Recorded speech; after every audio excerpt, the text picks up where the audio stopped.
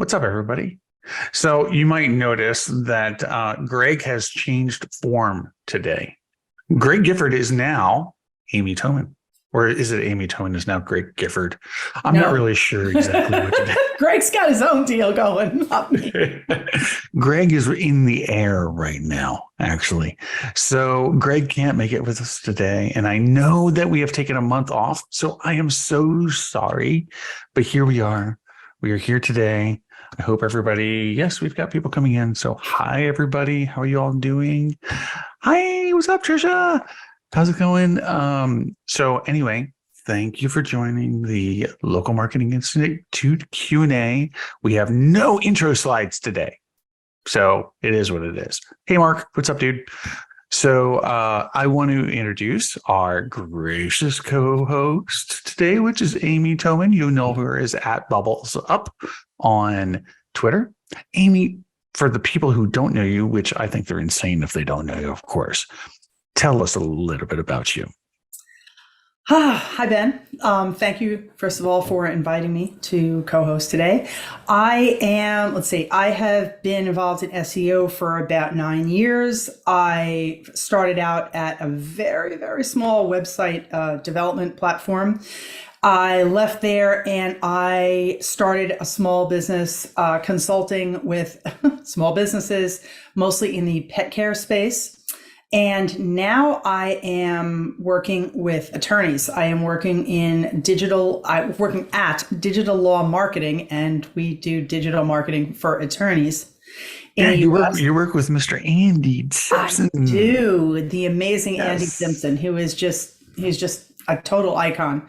And I also work with you a little bit. I am also a Google product expert. I'm a platinum Google product expert. I aspire one day to be as knowledgeable as you, who is a diamond, I must say. But I'll get there. Hey, it only took 7 years. I'm just saying. Oh goodness! I've got the time. I will do it. Yes, everybody. Amy is a Google Business Profile product expert. She is a platinum level product expert. She's very knowledgeable. She's awesome. And she's got this personality, which you're just going to love.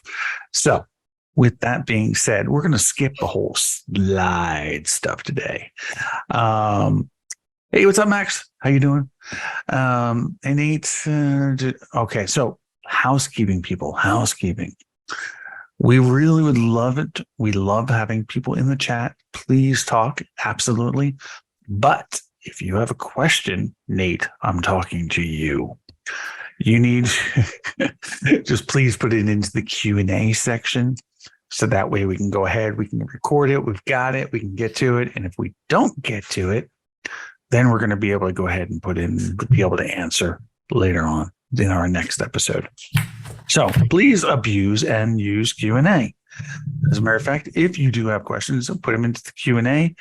If you want to have us troubleshoot an issue for you live, we set aside the last 20 minutes of the episode to go through and take a look at things. And we don't care, by the way. It's whatever you want. If you want us to go ahead and say, well, hey, will you look at our Google Business Profile and see if it's cool? Fine, we'll do that. If it's a suspension issue, we'll actually help you troubleshoot it live here with me and Amy. Okay. By the way, Amy is awesome at suspensions too. So you have got some of the best suspension experts with you right now. Anyway, all that being said, let's start getting into it. We don't have the new sound effects. Greg, thanks for not being here. So no soundboard, but we're just going to get straight into it. All right. First thing I do want to say is this, and this is not a news thing. This is really, to be honest with you, I'm pleading for help, guys and gals.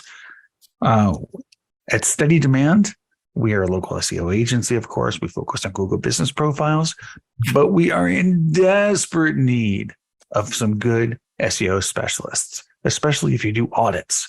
I don't care if you have your own business. Okay. If you have your own business and you're looking to get more business, great. No problem. Anyway, there it is. The link is there at Well Found. Please apply if you'd like to get, well, I don't know, if you'd like to make money, I guess, and have fun. Okay. That being said, that's out of the way. Self-serving stuff done. Okay.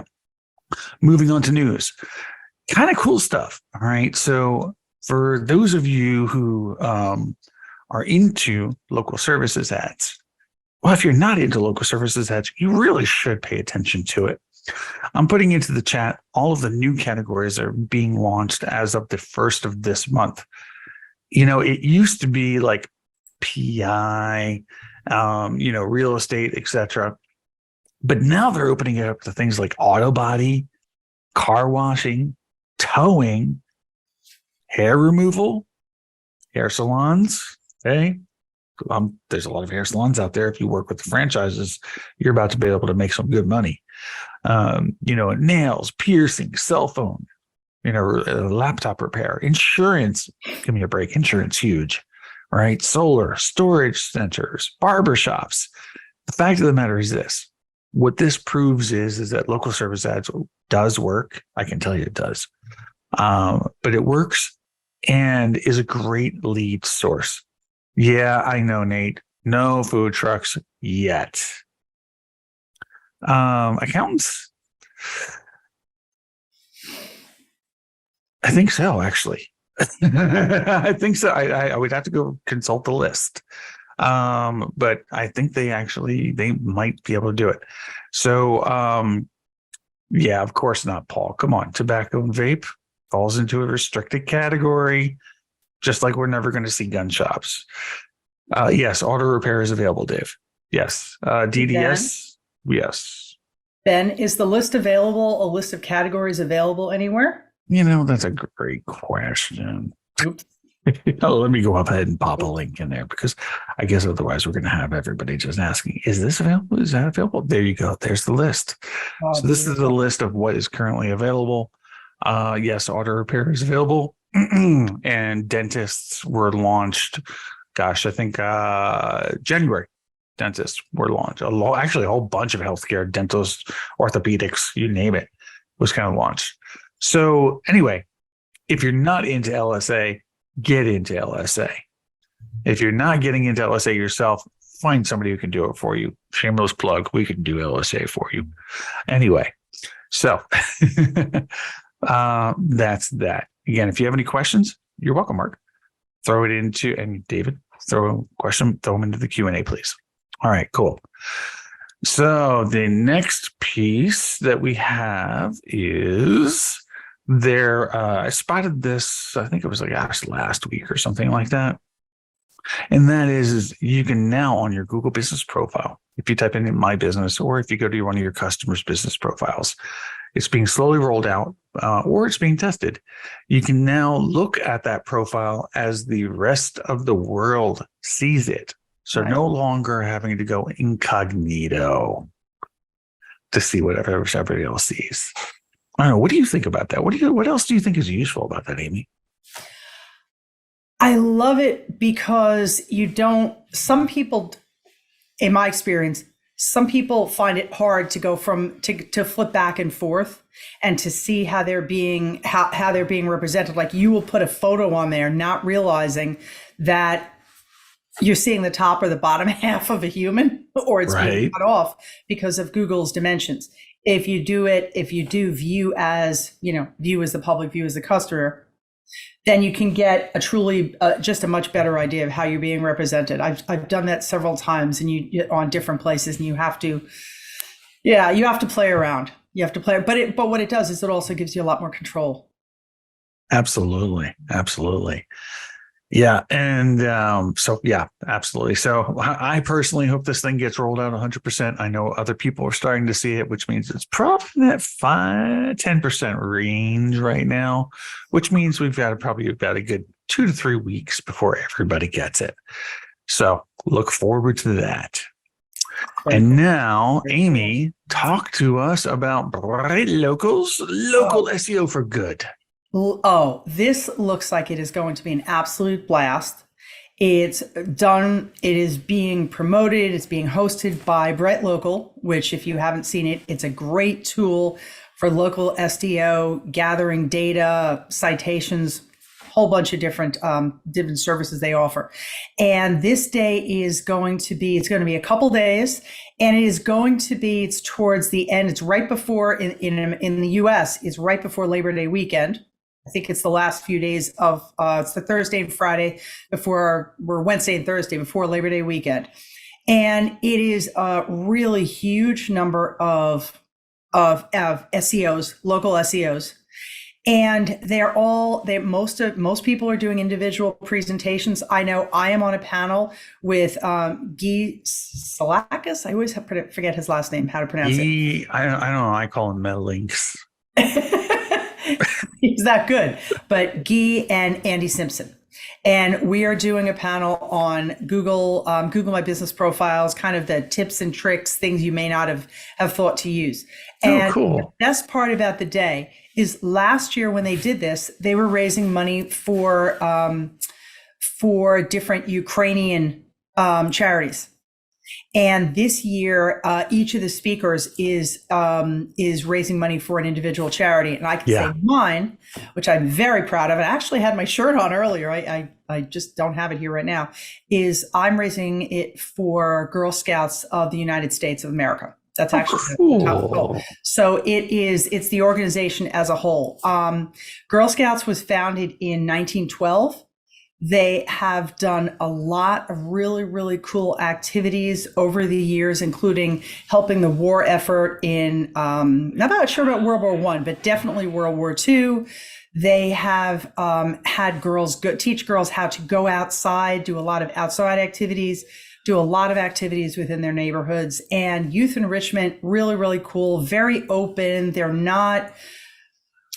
just open to everybody, and they're really great. And sometimes the adults learn more than the children. So that's a great. Everybody has an interesting charity they're raising for. I think Andy Simpson, I believe, is raising for a UK charity for autistic. I don't know if it's people or children, but it looks like it's gonna be great. So if you haven't already, I think the tickets are as low as $25, and it's definitely worth it to go check it out. And I hope to see everybody there.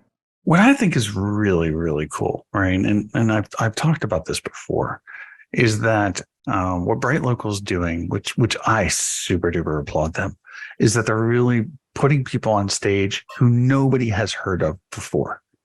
No, up and comers in the SEO space, basically, in the local SEO space. So I really, and you know me, Amy, right? It's like I love to help propping people up. And I love helping promote people and getting people known and speaking and talking. If you know what you're doing, I mean, people should know who you are, right? And so that's what I really love about this too. It's not just the whole fundraising aspect of things, but it's also we get to hear from some new voices. Gosh, a new generation of local It's nice because I will say that there are people like me and Andy. We're doing this every day. We don't go out and speak every weekend. In as much as that's a lovely way to work within the business. We're sitting at our desks most of the time, and we're going through and we're figuring out what works and what doesn't work, and why is this broken and how to fix it. So yeah, it's a different viewpoint, more from people who have actually it's not a strict analytics. This works because the analytics tells us. It's more like This has worked when it happened to me. This is how I fixed it. Exactly. And Andy has a great piece that came out in, I think a few weeks ago in Bright Local. And if you haven't seen it, definitely go back. It's how to use SEO information and kind of local information to decide where your next business should be located. It's especially helpful for businesses like accountants, like attorneys, who are a little bit more free as to where your location is going to be. I said, that's not really something that you hear people talk about a lot. It's a really good topic. It's true. And I remember when Andy actually did his first speaking engagement at Local U, live in person on stage. He was so nervous.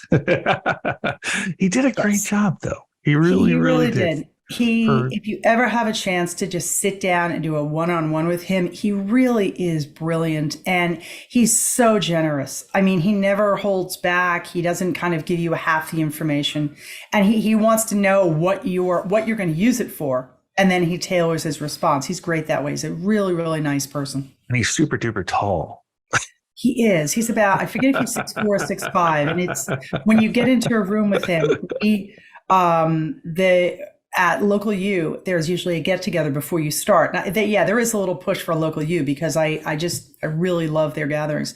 But the last one I went to, it was funny because you walked in and you saw all these lovely people, and there was no question as to whether Andy was there because all you had to do was kind of look up. Exactly. I will, it's like super side note, nothing to do with local SEO, right? So I used to be in the video game industry for about 15 years. So I met a lot of celebrities like Leonard Nimoy and, Stan Lee. Stan Lee was awesome, by the way. He's like your cool granddad. Anyway, well, rest in peace. But I also met Samuel L. Jackson. Now, Samuel L. Jackson is huge, by the way. He's about Andy's size. Okay. Wow. Yeah, he's really, really, really tall. However, when he talks to you, he stares over top of your head. Oh. Yeah, he's one of those guys. Andy's not like a politician. Andy is not like that at all. Andy's like the coolest, cuddly, awesome dude in the world. Anyway, all right, enough about Andy. Andy, we love you. So, but yes. Exactly, Trisha. Yes. So, but SEO for Good. If you haven't gotten your tickets, please go ahead and get them. They're not expensive, and they're all going to good causes. And you're right. There is this guy, Ben Fisher. I don't know. I can't vouch for his expertise, not whatsoever. Yeah. It's actually kind of cool though. I'm going to be speaking with Crystal Tang, another product expert, and she's a platinum products expert too. And good job, Paul. So, yeah, we're going to actually be speaking about generative AI. And we're going to be talking about how that impacts the local SEO space. As everybody knows here on Local Marketing Institute, I am a freaking AI geek. I love AI, machine learning, all that stuff. So we're going to talk about that. It should be a lot of fun. All right. Cool. So we have wasted an amazing amount of time on this. Not wasted. I'm just kidding. So, yeah, so we'll just move on here to the next topic. I'll just go ahead and do it, Amy. Yeah. So in there.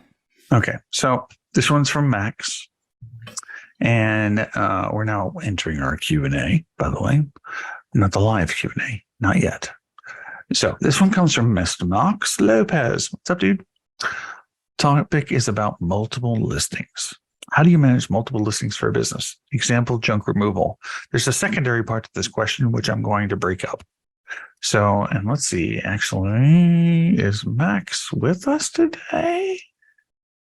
Let's see if Max is with us today. Yes. Yes, there he is. Max is hi there. Hello, Max. Good to see you, buddy. All right. Present, excellent, and accounted for. All right. I know you had this question before too. So what the first one is how do you do multiple listings for a business? Example, junk removal. Well, it just so happens I work with a ton of junk removal companies and garage door companies, etc., which is pretty much the same thing, kind of service area.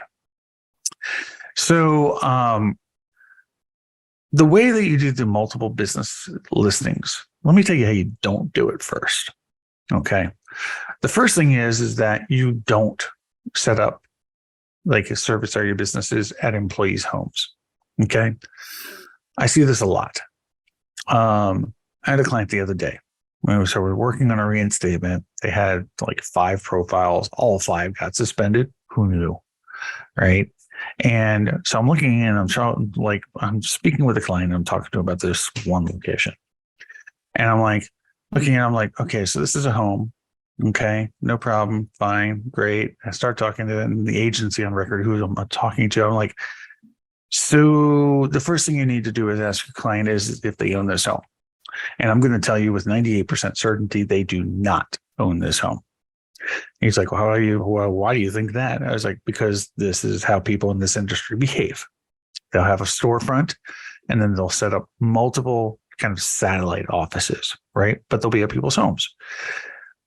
The fact of the matter is that homes are not allowed, number one, on GBP on maps. There's a privacy problem with this, especially because when you need to start like building proof basically that the business exists, you need to start doing things like DBAs and things of that nature with the Secretary of State, which has to reveal the home. You also have to have the business name on like a utility bill or a business license or things like that. These are all publicly pieces of available information, so you cannot do this. So this is what I suggest. And everybody hates this answer, but it works. And that is that set up showrooms. Okay. You set up a showroom in a physical location with signage. You have to have individual people who work in this area that are different from your other service areas. These are only guidelines, by the way. This is not magic. So those are the rules, basically, right? But by doing this, you're going to be able to show your PIN. You're going to have a place for your contractors or your workers or whoever to go to when they're not actually out and working. And that's how you can kind of do it the best way. The other way is doing, so you can do service area businesses, but it's really complicated and they can get messy, basically, I guess is really what it comes down to. And you can definitely suffer a ton of suspensions if you're trying to play around with things like WeWorks, et cetera, like that. I'm going to throw this over to you, Amy. What do you think? What are your thoughts on this one question? Agreed for the most part. If I will just take it a step further, if they are what could be considered legit locations, you have 5 small restaurants, you have 5 small stores, you have one website. Best way to start with those, at least on the website, is to mention them all on the homepage, mention them all if possible on the footer, always have a service area page. That I have that whether you're a service area business or not. You could then call it locations, then link out, have an individual page for each one of them, have them also mentioned on the contact us page, have good internal linking with these pages. And then when you're going out to have the Google listings, big thing I'm telling everybody now is if they are legit, you shouldn't have a problem with this. You always want to make sure that you have the paperwork before really you set up the Google listing. Absolutely. So for each location, you need to have, say you have one LLC, that's totally cool. You have the LLC of the main location, if necessary, DBA. But then, as Ben said, for each location, you need things like utility bills. And this is, I will say this is also for whether the address shows or not. If the address shows, you need to have photos with signage and more than one photo with signage. And then if you are not showing the address, you still have to go follow through with the utility bills and other paperwork that may list those addresses. Because these days, it can be tough to get a listing back, to get a listing reinstatement. And Ben knows better than anyone because of the number that he does. So when you're working with multiple locations for a business, just make sure that you are not using other people's homes, that you are using legit locations, that you have the rent statement, you have the lease statement, you have utilities, and that you have all the paperwork before you kind of pursue Google listings. And if you already have the Google listings, keep this in the back of your mind that you want to make sure that if you ever get suspended, that you have that paperwork at a moment's notice. Yep, exactly. Well, yeah. Great points. Awesome points. The secondary question that Max had here is how do you do multiple listings in the hundreds plus for Bitcoin teller machines? And, Max, it's kind of an interesting question, right? Because Bitcoin teller machines are located inside of another business, but they're also their own kind of, they're basically a vending machine in a sense. It's what Google kind of classifies them as. I think I know what your question though is like, how am I going to manage this, right? As a solopreneur or a small business, like how am I going to manage hundreds of listings? I can tell you, correct me if I'm wrong on this, of course, Max, but I believe that's actually what your question is. And it's very difficult. It is extremely difficult. The Bitcoin machines will get suspended on a regular basis. That's just part of doing business. They are located inside of, somebody else's business, which is also going to be a quote unquote red flag, not a dangerous red flag, but it's enough of a flag. And so the management of them comes down to your organization. Definitely want to use the agency dashboard, hands down. Okay. Don't fear mass suspensions because of the agency dashboard.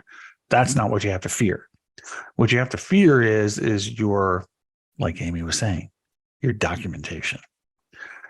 Vending machines have a very specific set of guidelines, but they pretty much mirror storefronts. And the basic rules of thumb is that the whatever the name of the company is, you want to be very clear on the actual Bitcoin machine itself. If you can get a sticker at the very minimum on the outside window of the business, you want to have that there. Again, think of it kind of like, what am I going to do? It's like if I need to find this place. Well, okay. Oh, I see. There you go. There's a Bitcoin machine. Oh, I go inside. There's the Bitcoin machine. And you want to have a dedicated phone number that people can also reach out to for support. Even though all the transactions are happening right there at the Bitcoin machine, there still needs to be a way to, and exactly, Nate, yes, movie rentals, Redbox, KeyMe, is another one, although I'm not going to get into details on that one. But anyway, yes, just go into any Home Depot and you'll see tons of these little things lying around all over the place. So, but those are the basic guidelines. The guidelines were recently redone. I would go ahead and go read them, basically. And they tell you very, very, very specifically how they qualify. As far as managing them, good luck, man. I've dealt with some huge Bitcoin ATM companies, and I still do. They're going to get suspended, dude. There's nothing you can do about it. Nothing. Zero. Zilch. All you get to just make sure your customer knows that and expects that up front, and that you will be there for them. If you need help, reach out to me or Amy or somebody, and we can kind of help you out there. Trust me, dude. I don't know how big your company is, but you are going to need backup if you're dealing with hundreds. So until you can build your organization around it, that's all. So hopefully that answers your question. It's a good problem to have, and all I can say is congratulations. That's really what I want to say. If it's 300 plus, congrats to you, dude. So there's not that many agencies in our industry that are actually dealing with a large volume like that. So again, congrats. All right. I Amy, see there is, it has been reported that people are seeing an AI option in creating in Google Business Profile for the business descriptions. Yes. And it's really, really interesting how they're doing it. Ben actually can school you more without just on a very high level. But I will say that the ones that I have seen, in as much as I don't know that you could do it on a large scale, maybe Ben knows, but just on the small scale that I've seen, they are pretty good because they do take into consideration everything that is already listed on the Google Business Profile. Plus, they also look into the website. Yeah. Nice. I mean, it's in the wild right now, right? So Will Scott has actually pointed it out just the other day. And then, and Barry put a piece out in it, actually. Hold on, let me grab a link here. Yeah, Barry put out a piece on this today, actually. Oh. And, it is very interesting, right? Because AI has been rolled out into all sorts of other Google products. And, it's kind of cool that they made it into the description now. Whether it's going to be something that sticks around, who knows? I mean, it's Google, right? It could be just a test. And this, I've got to say too, this one piece is also something that's kind of fairly benign. It's not really something that changes very frequently. So I think it is a good first place to start. You know what I Yeah. mean? It's not like something that they're going to put in place and then like services and then tell you, it's up to you to Yeah. come in and accept or reject. This Right. is something that you actually physically have to say, okay, please do this for me. Yeah. And and it's Google, right? So one thing that's important for us to understand is that if this becomes a real feature, this is not for us. This is not for marketers. This Yeah. is for that locksmith who's out working every single day and may peek in on his Google business profile like once a year and be like, oh, what's this? Description? Oh, yeah. Click the button. Oh, that looks good. Save. That's it. On that note, I just want to add a little something. Remember how you said that the person maybe may log in, especially very small, solo business owners, they may log in once a year.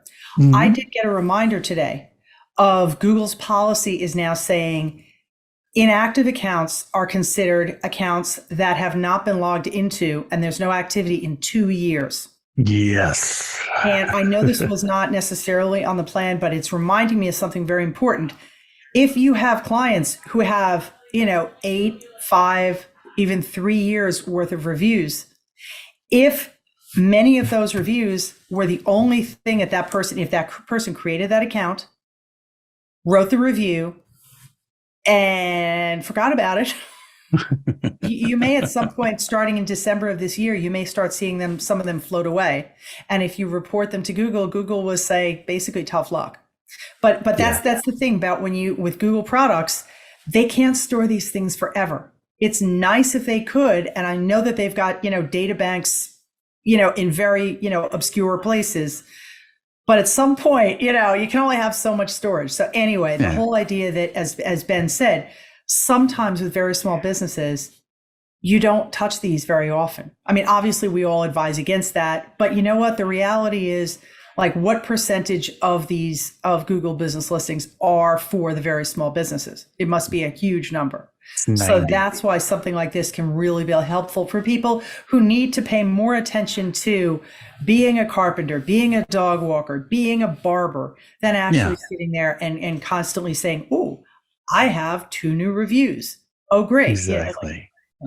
By the way, good points, Amy. I need to say this because I know everybody in the audience is going to be thinking this. Oh, well, if Google's going to help me write my description, it's going to probably help me rank. No, just stop. Stop. No. Don't even think about it that way. Let's go back and let's talk to everybody, remind everybody about the 2003 rankings. 2023. The rankings. 2003, really? I know. It's been around longer than you thought. But if you go and look in there, you will see business description probably not even mentioned because I don't even know, to be honest, I don't even remember if Google uses it for justifications. I'm not in my own list. They take it from a bunch of places, but they do not take it from the business description. No, it's for lovely. Users. I advise people to put the most important information in the first sentence because sometimes, depending on where you look at it, it's truncated. But again, it's not really something you need to worry about, which is again why I say it's a good thing for Google to have started with. Yeah, exactly. So, all right, cool. The other thing we're going to actually kind of start to move a little bit faster here because we're at 10:30 and we got a crap load of Q&A. So, but keep the Q&A coming, by the way. I'm not saying stop. All right. Speaking of guidelines, I can't tell you his name, but all I can say is a gentleman with the initials of IH who works at Google, worked really freaking hard to refresh and make very clear the guidelines for representing your business and even more in the support center. So if you're a nerd like me and Amy, go read the guidelines. I've done it twice. I can tell you right now, it takes 1 hour. So go ahead and read the guidelines, go through all the guidelines. You will find some really cool nuggets in there, information about suspensions, why you're suspended, how they work, and even more and more and more and more. And I don't think they've refreshed anything on the vendor guidelines, but I could be wrong. or kiosks, actually, that's what they call them. They do make things a lot clearer than I think Yes. that they had been before. So it's the same elements. They just have reworded a few things. And it's definitely, if you are representing anyone in any capacity with Google Business Descriptions, you owe it to yourself and to your business and to them to make sure that you have these. These are not like the, what is the one that Marie Haynes is always talking about? You know what I'm talking about? Exactly. It's not the ones that are 100 pages, 75 pages. This is it's. Oh, the quality rater guidelines. Well, yes. It's not like the quality reviewer guidelines. This is very short, and it's worth your time and effort. Exactly. I mean, they're still gray, right? I mean, it's Google, but there's a ton more clarity, I guess, is really what it comes to. And yes, CBD can still not do posts. Sorry. Okay. All right. Okay. So, actually, we're going to move on to live Q&A. There's a ton of questions here. So, great. If we run out, we'll come back. So, all right. I know, Paul. All right. So, first question is for you, maybe Amy. I don't know. I don't think not me. About advertising on Google Ads. What's the best way to advertise on Google Ads? The best way to advertise on, I'll take it. Why not? Best way to advertise on Google Ads is hire somebody who knows about Google Ads. I'm actually very serious about the answer on that. It's not really a joke. Is that, you could try and manage Google Ads on your own, but realistically, you'll waste a lot of money. It's a specialty is what it is. It's like link building, right?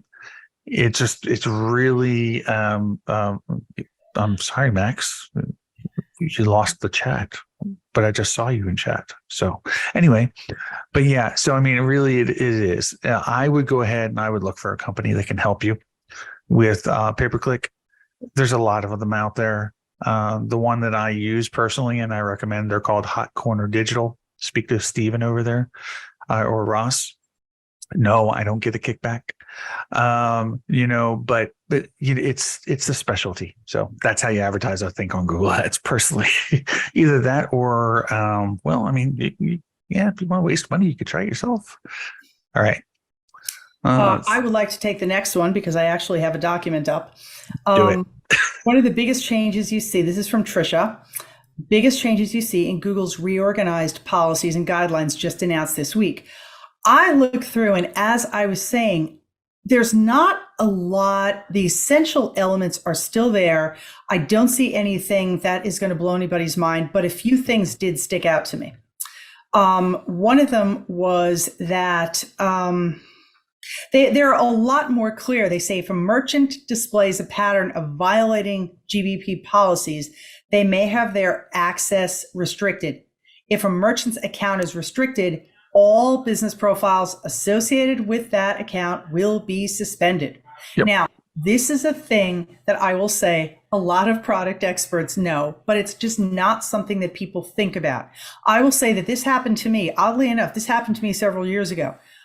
I had an email that I was doing a lot of reviews on and suggested edits.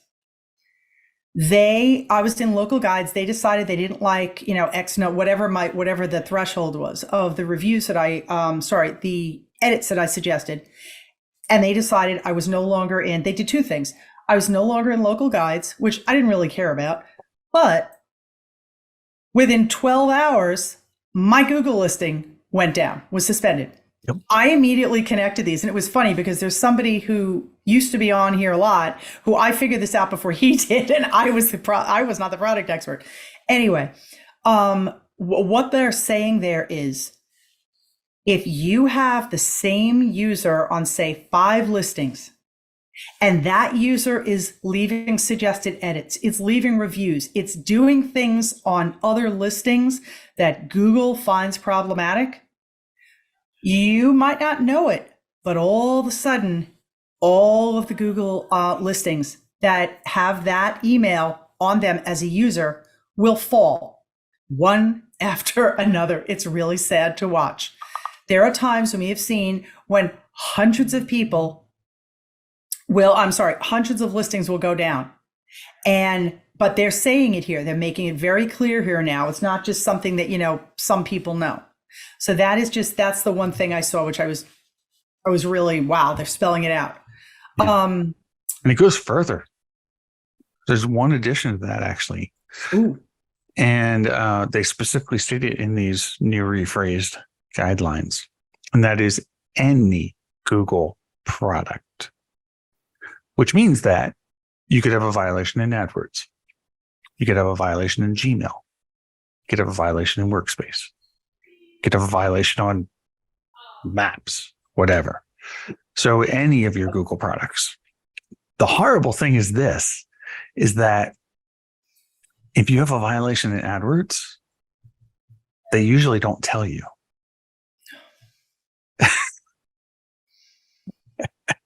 Exactly.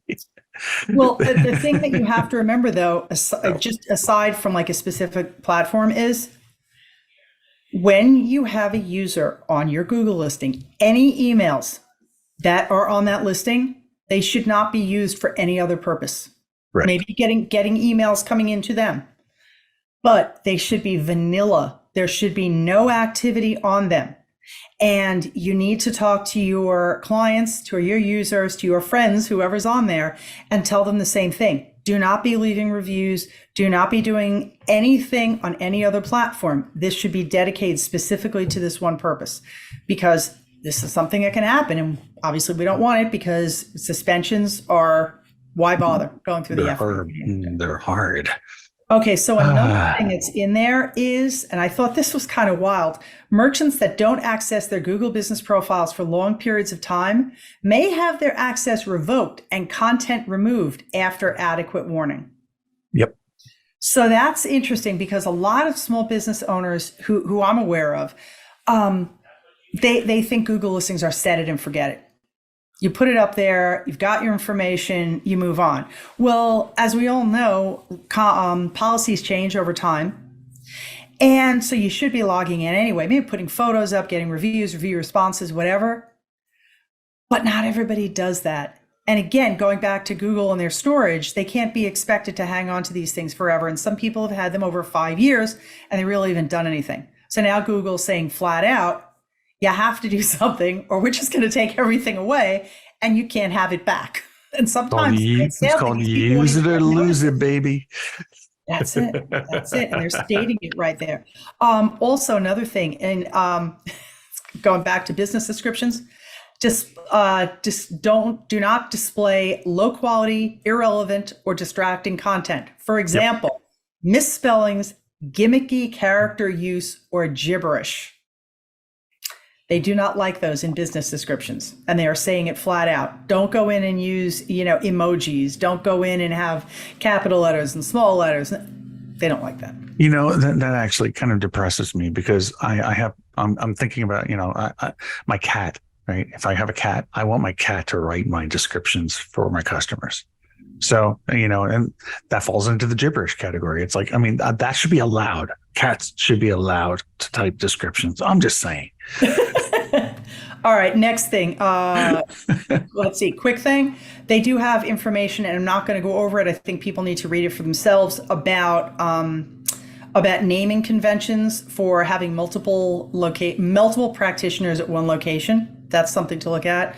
Offensive content. This is just one thing that I pull out, because people don't realize this. If you are accused, and I'll just actually read what they say, they should be a place of respect, even in disagreement among users. For this reason, we don't allow users to post offensive content. That includes using Google products to attack other individuals or groups, content that is clearly and deliberately provocative, or, and this is the one thing that I do point out, especially to kind of white collar clients, unsubstantiated allegations of unethical behavior or criminal wrongdoing. And I have had several reviews on that. Now, what happens is you usually have to take it this first step, because you can't actually, I think when you report the review initially, I don't think there's a field for that. But if you then need to go to the forum and say, look, this is what they're accusing me of, but you have to be very specific and say, this specifically is what they're saying, what they're accusing me of. And if it's not obvious, you need to outline why that is Highlight it. Either illegal or unethical. Yep, exactly. Highlight it. It has worked. Yep, exactly. And then just the last thing I was going to say is about personal information.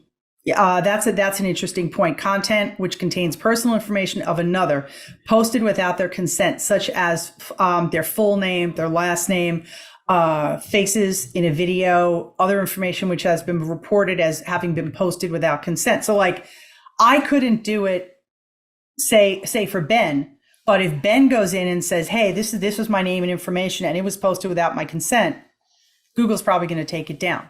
So these are things that you need to be aware of. And that could, where I see that most likely is in reviews. People either say, absolutely. my server was horrible, my server, and they give the first and last name, or, and this is the thing that I really dislike, in responses. Sometimes if like professionals, I've seen this, they will be unhappy about a review and their response will include the person's first and last name and sometimes some other personally identifiable information. So it can be removed. Sometimes you just have to report it. Absolutely. And Amy is the queen of getting reviews nuked, by the way. Just saying. And you know what? I'm okay with that. I am so okay with that title, because sometimes people just leave the saddest, meanest things for a small business, it's just not right. I just don't think it's fair. Yep, exactly. So yeah, if you ever need help with reviews, come to the Product Expert Forum. Amy will help you. She'll pick it up and she will attack Google.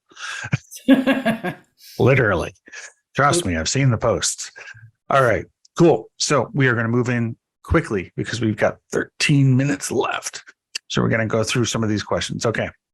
So Nate Thompson asks, is it just me or do some of these categories feel like they should have been introduced earlier? Nate, yes. But very briefly, I was actually back way back when, we're talking like ages ago, 5 years ago, at a Product Expert Summit when they were talking about new categories and what the roadmap was for these categories. And they have a very specific roadmap is what it is. And they do a ton of testing within these categories. So let's just put it this way. This is like manna from heaven kind of stuff. It's like that was either coming out. Hopefully one day they put marketing agencies in there. I doubt it. But yeah, they should have done it sooner. But this is a Google-y kind of way. So we just got to wait. All right. You also have to remember, too, that Google's making these decisions on a global basis. Correct. So sometimes you will find that there's a few categories, that at least 2 categories that I know of that haven't been implemented yet. But again, these could be specific to, say, North America or English speaking countries. And sometimes it's just being patient until these industries become a little bit more widespread. Exactly. All right. Mark has a question for you, Amy. All right. Question about custom services. If there's no predefined service for a customer's category, should we add them to match the services listed on our website? Of course. Why? Because if you want to be found for it, I always think it's either something you already have or something that's fully aspirational. Meaning that if people are looking, I know, this is where I concentrate. If people are looking for a pet sitter to mind their pet or have them serve as a wedding server, there is no category for that. Right. If there is no category for a niche service that you provide, services is the ideal spot to put it. You can put it in different variations, or look at your website analytics, see what those pages are found for, put those in your services, and just remember that if you're putting it in your services, it should be backed up on your website. Definitely should be individual pages for it if at all possible. Definitely. Exactly. There's one additional thing. And I'm sorry, I'm apologizing like to the entire freaking internet right now. I should have put this out a long time ago. So Joy Hawkins was the first one to do a case study about adding these predefined services and if it's going to help ranking. The answer came back yes. Then Darren over at Whitespark, he did this one as well. And the answer came back as yes. I said, well, what about custom services? That's what I want to know about. So we did it with a couple of our clients. We added custom services. Magically, within 72 hours, they were ranking for everything that we added as custom services. I will say this again. Every one of the terms that we put in as a custom service, they were ranking in the local pack within 72 hours. Wow. I've done this multiple times and it continues to work. So should you add custom services? Yes. That goes back to why Google hasn't added, X category. This is how you make up for it. As I said, if your industry if you provide 10 services, there are only 3 categories that actually work for that describe those. You go in and add those others. Don't forget, services also is one place where Google goes and gets justifications. It will say provides. There'll be a check mark in a circle and it'll say provides. And that could end up being your custom service. Good point there. Make sure that you do provides : then you put the service name in there and make sure it looks right. Because if you're working for a PI attorney and you put in provide sexual assault, that's probably not going to look very good for your client. Yeah. I'm just saying. Provides, homicide. Right, exactly. We've had that. Yes, that's. You have to go into that list. The one thing I hate about the list is it is not alphabetical when you are looking at it. Yeah, and sometimes when it's actually displayed. But I will say Ben is so spot on because sometimes you need to put litigation, provides, homicide, defense, litigation, or homicide defense. If you don't, and if you just accept what Google has, it's going to say that you provide homicide. Exactly. It's like, oh, cool. You provide homicide. Can I hire you? Exactly. I got somebody I got to take care of. No, but seriously, actually, I wrote myself an AI prompt ladder, which actually takes our team uses it, takes the entire list of words that we want to put into services. And it makes sure that it actually reads well with provides. Nice. Yeah. So you can, if you use ChatGPT effectively, you can just do it in a couple of seconds. I actually use that. I use ChatGPT for creating posts. Google My Business posts. You don't want to know. But let me explain. I have a full prompt. Each prompt is customized to the business and the page to which we're highlighting. Then I have it look at the specific page's contents, and then because it's very short, it's 75 words. Yeah. Then I read through each one. I don't automatically post everything. Good. Don't automatically post it. Don't automatically post it. Yeah. Actually, Steve Weedman and I are going to be on Bird Eye on the 17th. I wanted to say of this month. We're going to be talking. This is for you, Nate. We're going to be talking about prompts for local SEO, and we're going to be doing live demonstrations. Nice. So we're going to teach people how to build prompts specifically for SEO in general. Great. Yeah, I have a link, but just literally go to Birdeye, birdeye.com, and they should have it on their website. You can just go sign up. I don't have the link really handy, and we only have 3 minutes left. So let me push, because Elizabeth asks where to find the information application for the SEO specialist at Steady Demand. Oh. I believe you already posted that. I did. But let me go grab it real quick. Hold on. Wonk, wonk, wonk, wonk. All right, there we go.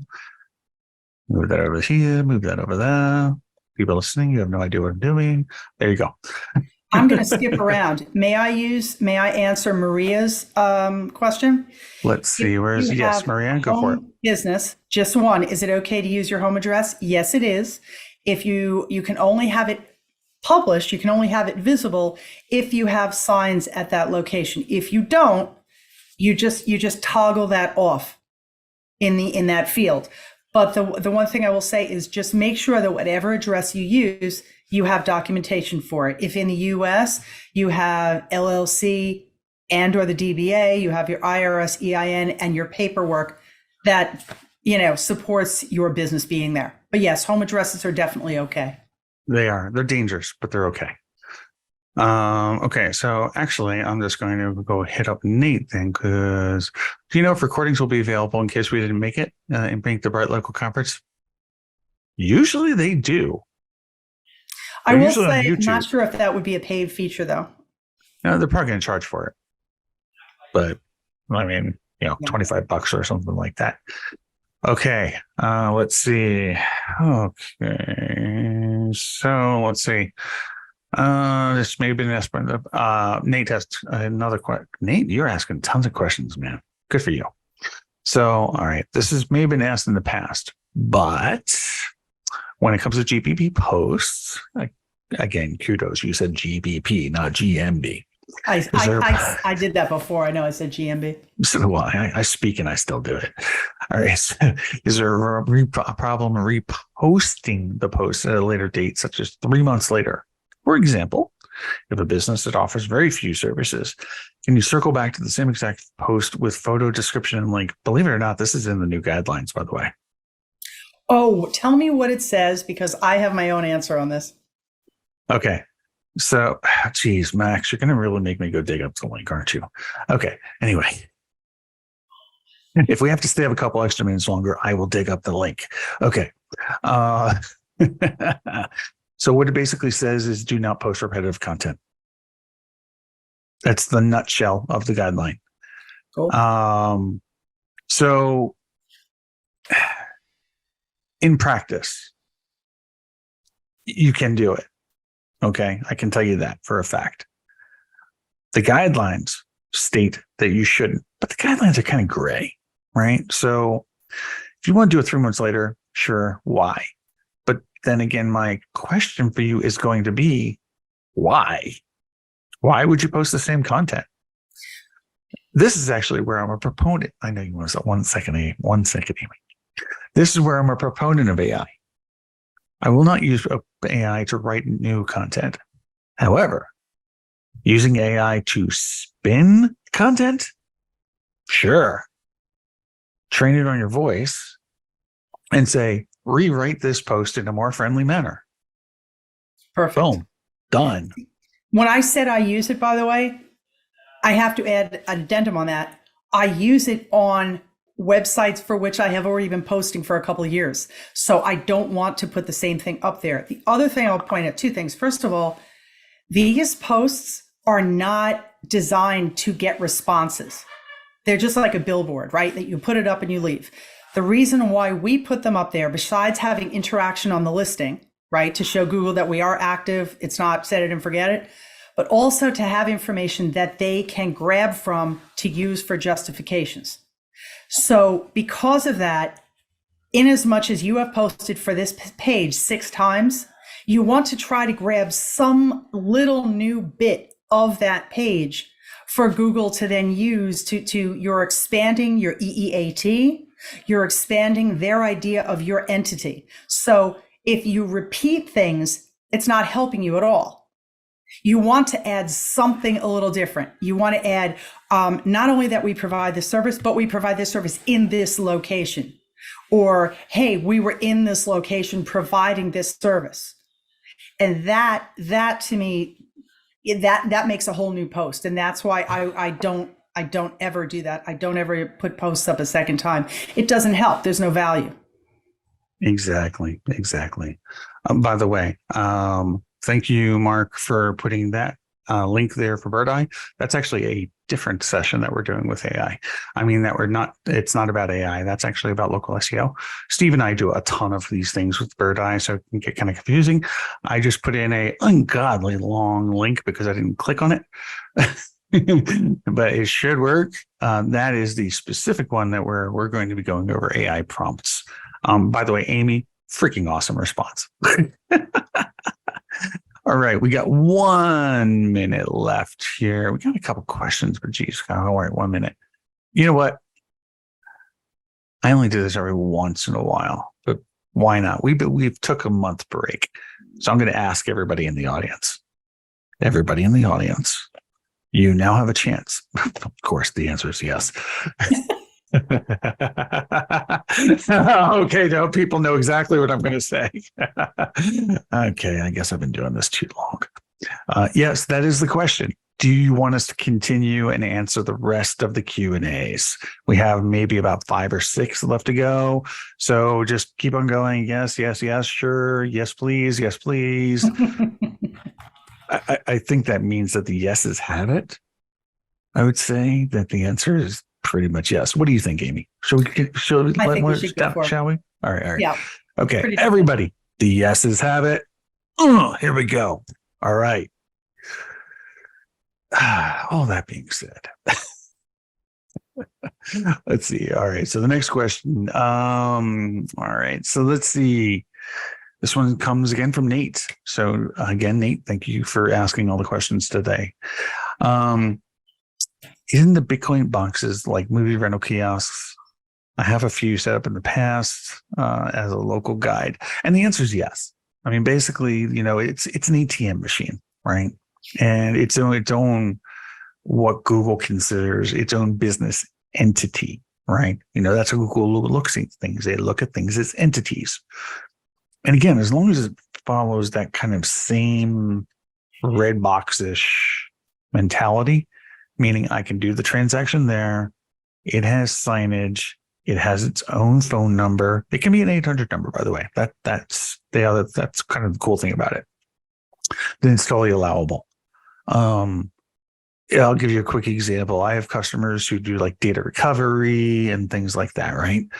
And data recovery is like a stupid spammy industry. So one of the things that I recommended to them is it's like, well, why don't you just build a kiosk? They're like, build a kiosk? What do you mean, build a kiosk? We're doing data recovery. Well, it's really simple. You build a kiosk, somebody can go ahead, deposit their device. They have to have a PIN code to be able to do this. So the transaction's being done at the machine itself. Even if they have to ship it off to a clean room, it gets shipped back to the kiosk, not to their home. So it's still a kiosk at the end of the day. It's still a viable business model. Okay. Anonymous attendee has a question for you, Amy. You ready for this one?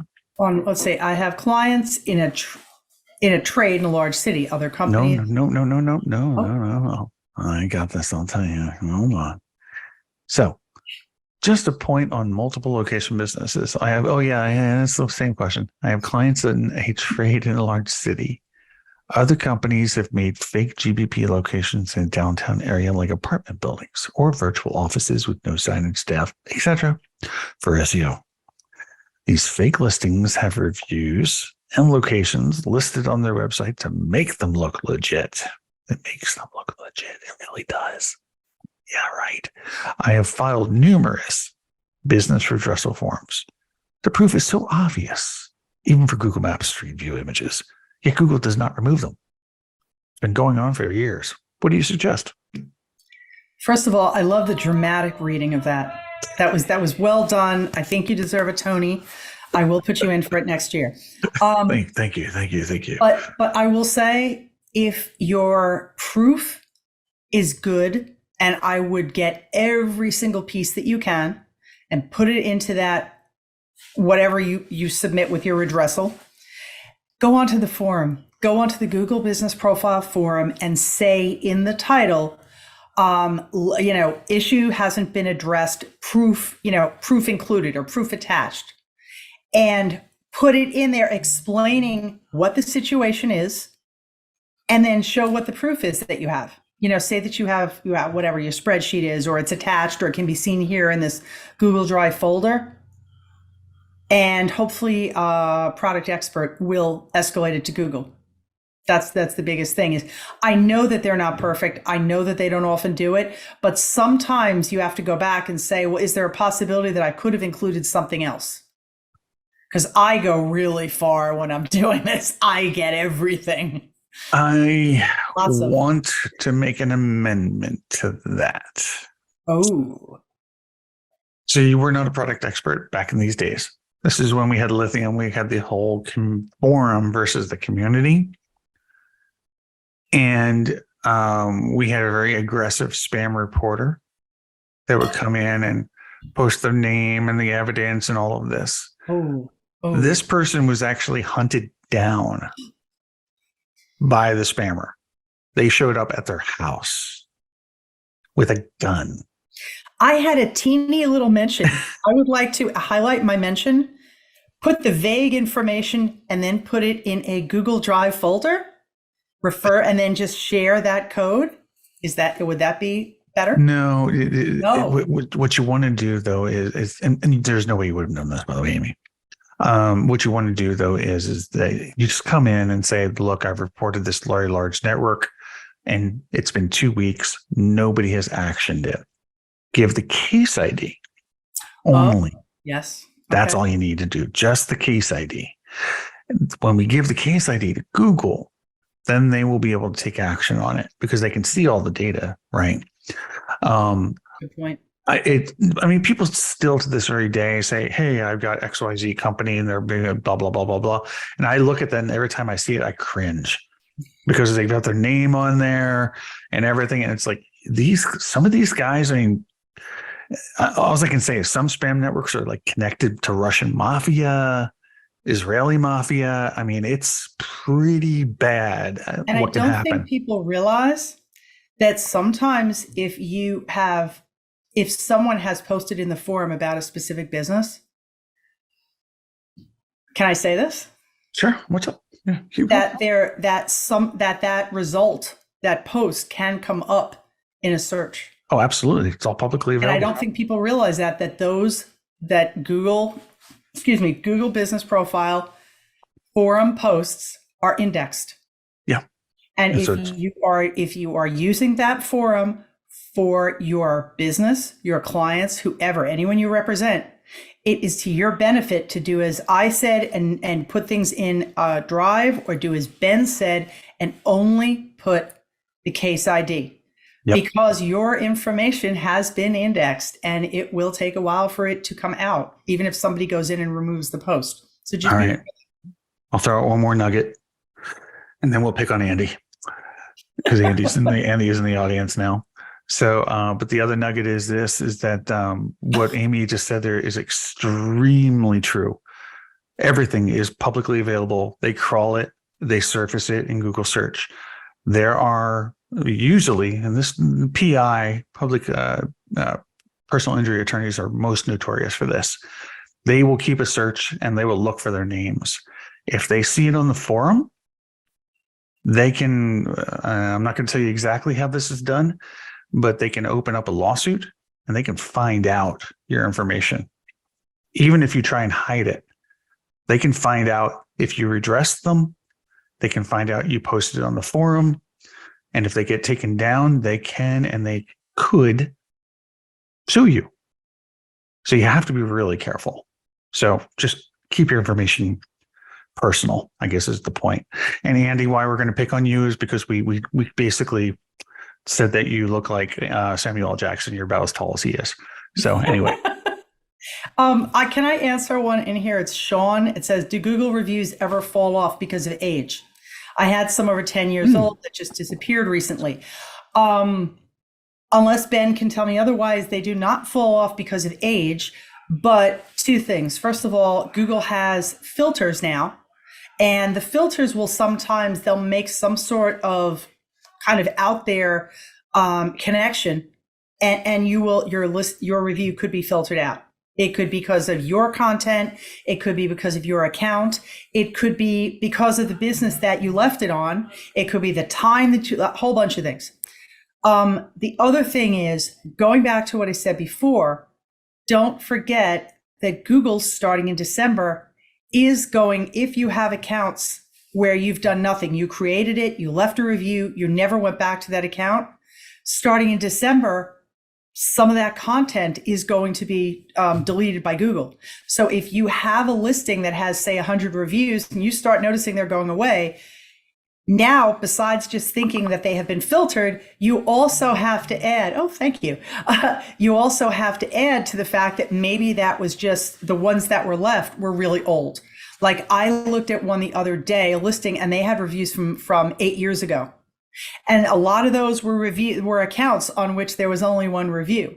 So the chances of those going away because those people created, it was purpose built, pretty high. Yeah, I believe, I want to say it was Mike Blumenthal brought up the 10-year thing, and that he did see a correlation between 10 years and reviews falling off. Nice. I don't know if it was. But let's say to prevent that, don't forget what Joy Hawkins also found. Reviews with photos do tend to last kind of longer at the top, but it makes me wonder if they would also last longer to not be removed. Who knows? It's entirely possible. I mean, it really is. So yeah, Sean, it's possible. It's because of age. It's possible because their accounts are getting wiped out. There's a lot of reasons for why reviews can go missing, basically. And if you're suffering where you have like I want to say the number is like 30, something like that. If you're suffering where you had 30 or more reviews, say, go missing overnight, you can always come to the product expert community, and we can actually ask Google to find them. Wait, they might not, but or they'll bring back some. I've had that before. Well, they will bring back some of the reviews. Yeah. That also happens too. But you got to watch out. There's a double-edged sword on that. That's true. There's a double-edged sword. Yes. Just remember, whenever you ask Google to take a look at your reviews, they look at all of your reviews. And Ben, and they can remove them. But do they look at your entire listing also? Oh yeah, they do that too. Yeah, you can get suspended. They can remove your real reviews. That can happen too. So be careful what you ask for. I've got to point something out based on what Ben just said. Remember how I said if they are going to look at everything. This is why if you go in and you ask for help with something, and the product expert, after you're giving your full information, and the product expert then says, please provide to me your listing title, your address, screenshots, things like this, and possibly even your supporting documentation. The reason why they're asking for that initially is they want to make sure that when if they end up escalating this for you, that they are basically not throwing you into the lion's den to get suspended. Because it took me a little bit to realize, I was like, well, why do they need that? They need it because they're protecting you. They want to say to you, because I've said to many people, do me a favor, remove unless you can show me a photo of the sign outside your house, you need to remove that address. Well, why do I need to remove that address? Because I'm trying to help you stay within the guidelines so that I can help you on your other thing. Just something I'm putting out there. If you're asked to do something on the forum, it's to your benefit to do it. Exactly.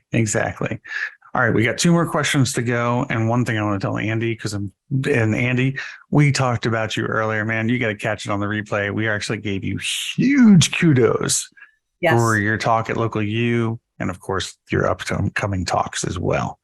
So just want you to know that, brother. All right. You did a great job, man. That was a great first presentation, bro. Okay. So we have 2 questions, one from Nate and one from iPhone. Believe it or not, the name is iPhone. Okay.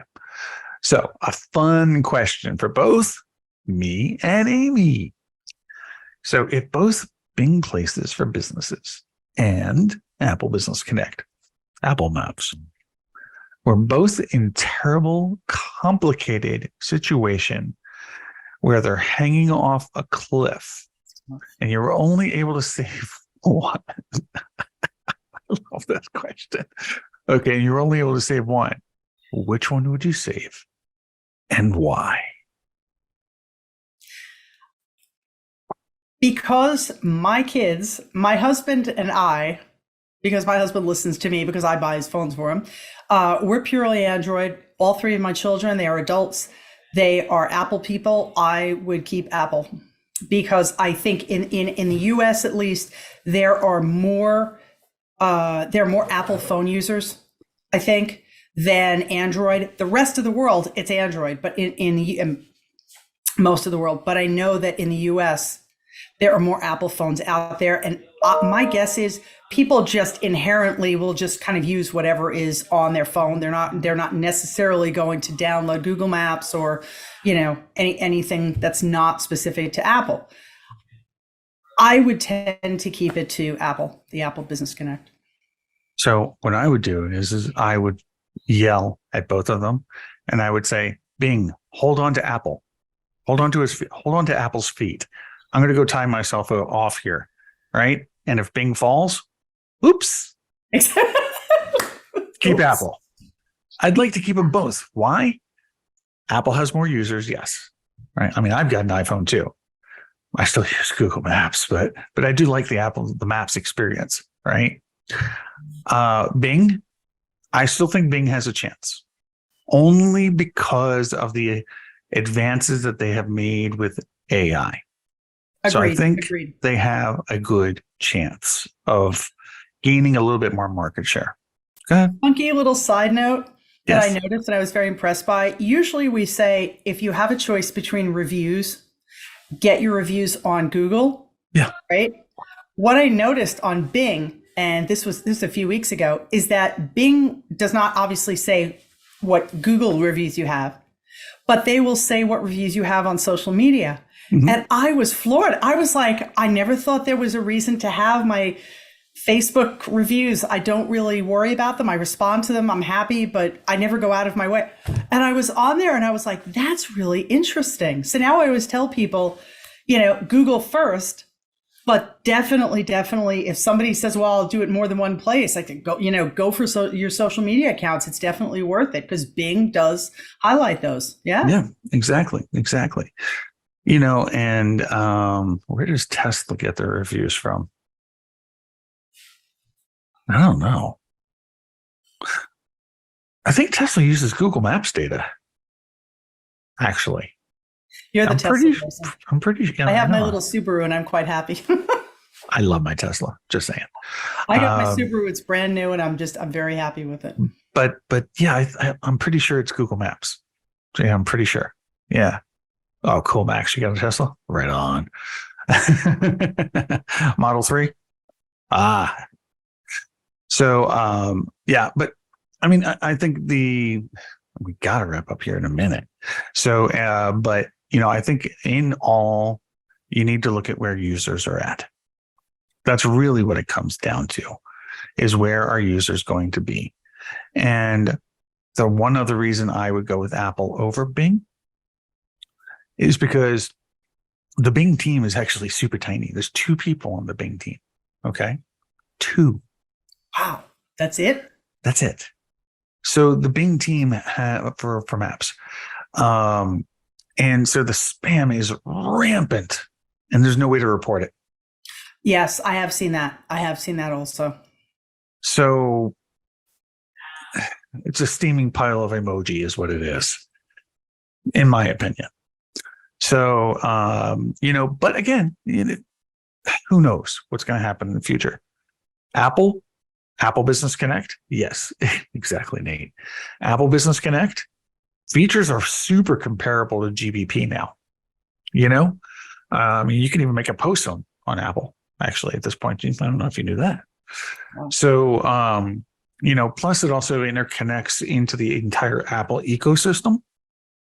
So, I mean, you can do posts. It's cool. But yeah, I mean, so there's that. Okay. We got one last question. All right.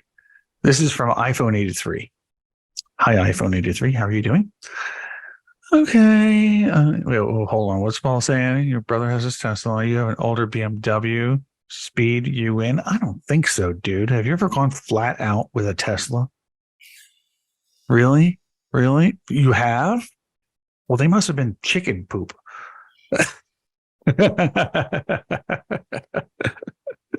Yeah, anyway, I love BMWs too. So, sorry. All right. So anyway, well, actually, it's more of a personal question, I guess. So, Ben, I have a client that's interested in doing LSAs. I do not do them or know enough or ever want to do them. Best way to contact me and find out more about realistic costs so you can resell it. Oh, just reach out to me at ben@steadydemand.com. Yeah, that's all. Okay. So let's see. And I think we are actually out of questions for the day. So thanks everybody for hanging out longer than we usually do this. This is like, 20 minutes longer than we normally are here. I've just got some really quick housekeeping that I need to do. So Amy, do you want us to give us some parting thoughts while I do this? Just want to say if anybody wants to send me a question or something really involved about that they think they should be dealt with on the forum, you can find me on Twitter at bubbles up, just straight one word, bubbles up, and happy to help out. If you ever look for me on the forum, I don't know if I have my connection information in there, but I'm Amy MT, Amy space MT. You'll see me on there. Yeah, that's pretty much it. I'm happy to also just answer random questions too, especially on Twitter. Sometimes people just throw me things and it's just, not involved or anything, just a quick one. And then if people want to ask you, why is the sky blue, you'll answer them? I try. Oh, okay. I try. All right. I just want to make sure, actually, okay, I'm going to ask this question. Screw it. We've been here long. So why not? I'm just going to ask one question. Bubbles up. How? Where? Why? It started out as an inside joke with my husband, but basically when I've been sending emails. I've been sending emails since 1987. And when I got off the corporate ones, the place around me was Sandcastles. No, they were bytheshore.com. And I still think they're around, but I don't think they do what they did before. And so I was Sandcastles. So it was Sandcastles at bytheshore.com. And then when I switched over and I couldn't have Sandcastles anymore, I just started, like I said, inside joke. And then it was bubbles up. And then also when I volunteer at our local Girl Scout camp, I'm Bubbles.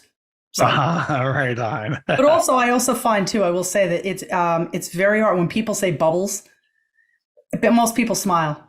Of course. Bubbles are fun. There's nothing wrong about bubbles are nice. And you've got a bubbly personality too. So excuse me. Bless you. Thank you. So, all right, everybody. Thank you so much for hanging out with us. I know we went over time, but you all asked for it, so you got it.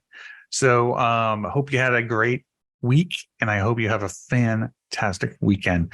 We will be back in 2 weeks. Greg should be back with us at that time. If not, we all need to DM him and yell at him. I'm just saying. Not this week, though. But anyway, thanks for coming. Hope you had a great time, and we will see you soon. Bye. Thanks.